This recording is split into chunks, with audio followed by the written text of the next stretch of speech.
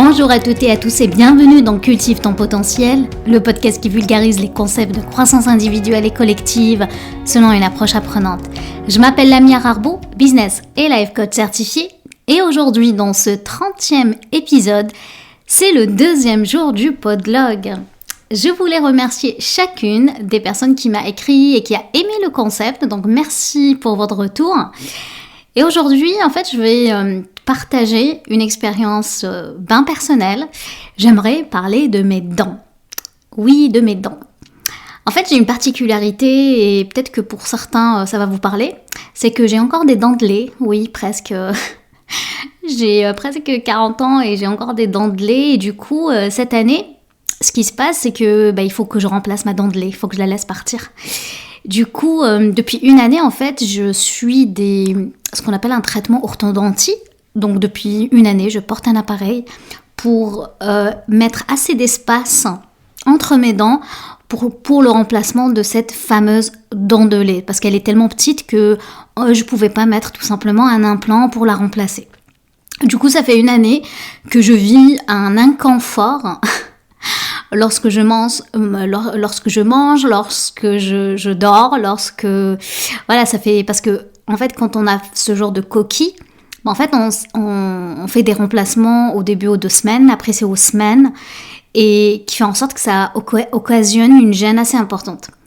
Et au début, donc il y a une année de ça, quand on m'a installé ce qu'on appelle des attaches qui sont carrément collées sur les dents, j'étais en train de me dire, mais qu'est-ce qui m'a pris de m'embarquer là-dedans ?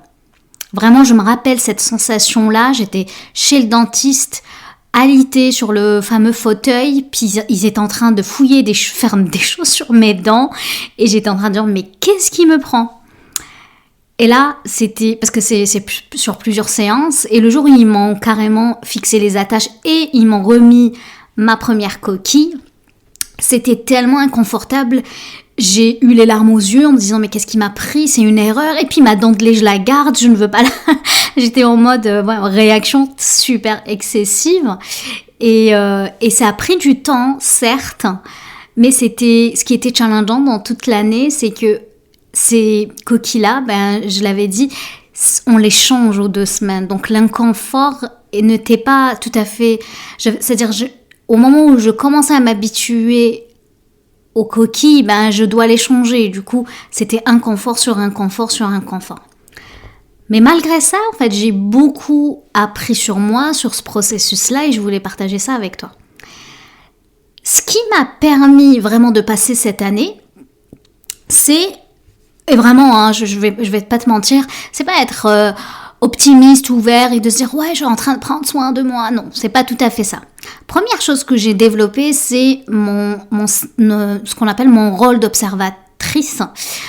J'allais dire mon rôle d'observateur, mais en fait d'être dans un mode où je suis plus dans une observation par rapport à ce que je ressens physiquement, comment j'ai mal, qu'est-ce que j'ai mal, quels sont les aliments que je peux manger, le J1, le J2 et J3.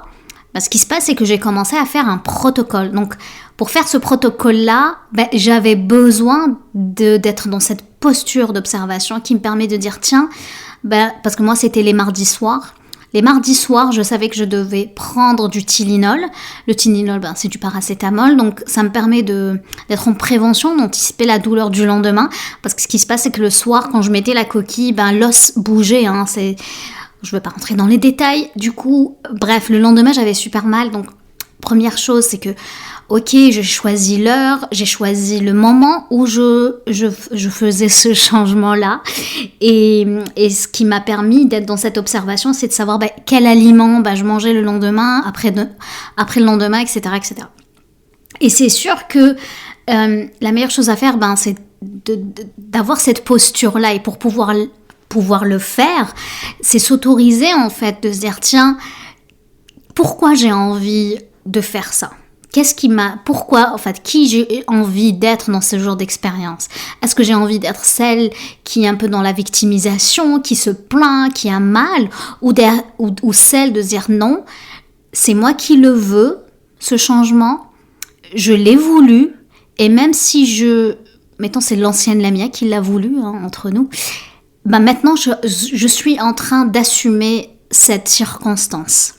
C'est comme si, et je reviens avec toujours, je vous parle souvent du modèle, modèle de Brocastillo, c'est que des fois on pense qu'une circonstance, même si c'est-à-dire on l'a subie, on est en mode victime parce qu'on l'a subie, on n'a pas le contrôle sur certaines choses, etc.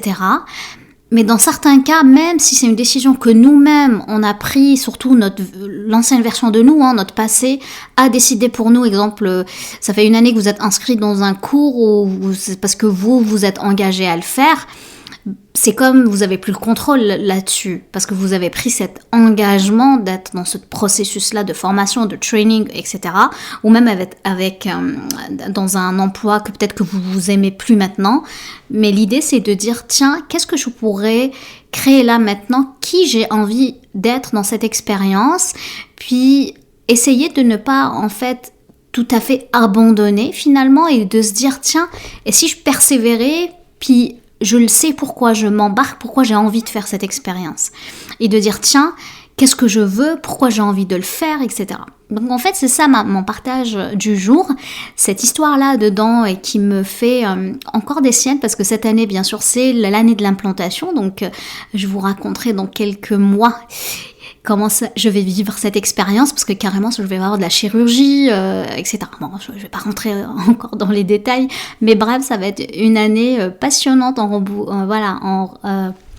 en histoire à raconter là-dessus. Et ce qui est intéressant, ce que je disais par rapport à hier, c'est que finalement, si on veut avoir une vie riche en expériences, clairement, il faut multiplier ce genre d'expériences et les transformer comme des apprentissages de la vie, de soi, de rapport aux autres et tout. Et ce qui est bizarre, c'est que j'ai appris que j'aime pas dire que c'est une maladie, mais bon, je suis pas dentiste, mais ça doit être... je pense qu'il y a un nom, je vais vous le trouver quand je vais publier le podlog. Mais ça, c'est aussi héréditaire. Et j'ai même un cousin qui a le même problème, que j'embrasse s'il m'écoute. Et je ne savais pas du tout. Et on n'a jamais parlé de ça. C'était très, très intéressant, en fait, de se dire, tiens, je suis pas seule aussi. Je sais qu'il y a beaucoup de personnes qui ont ce problème-là. Donc voilà, je vous embrasse tous si vous êtes dans cette situation-là. Donc oui, on peut avoir des dents de lait même en étant à l'âge adulte. Je voulais aussi te faire un petit et surtout un dernier rappel par rapport à ma masterclass. Ça va être demain. Ça va être riche en contenu. Je ne sais pas si tu me connais, si tu as déjà fait un webinaire avec moi, mais moi je suis une personne qui est un peu... je pense que j'ai une croyance que je suis très généreuse. Je pense que des fois ça me sert pas forcément, bref. Mais c'est vrai que je suis super généreuse, surtout du moment que pour moi le savoir devrait être gratuit.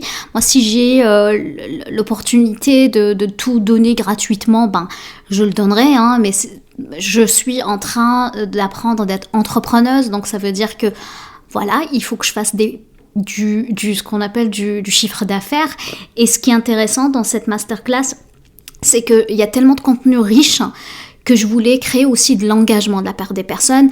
Et pour avoir testé plein de webinaires comme ça gratuits, quand c'est gratuit, ça ne sert pas forcément le client. Donc c'est vraiment dans une posture de service que j'ai gardé ça payant. C'est un petit prix, c'est un prix accessible. Si t'écoutes ça, puis c'est trop tard parce que ça va être demain le 3 février, dis-toi que cette formation-là sera aussi disponible en achat post promo là, et puis tu la trouveras sur le site. Donc j'ai hâte d'y être, tout est prêt, quasi prêt pour demain. Surtout, je suis en train d'enregistrer l'épisode, c'est le jeudi, et puis ils annoncent un froid polaire demain.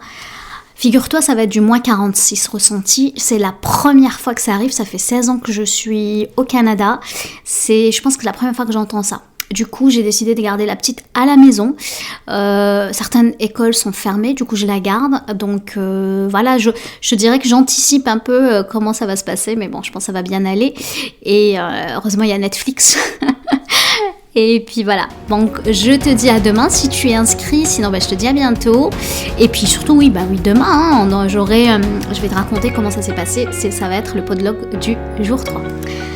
Je t'embrasse, prends soin de toi. Je te laisse quand même cultiver les grains. Je t'ai donné, comme d'habitude, beaucoup d'informations. Passe une excellente soirée, puis je te dis à demain.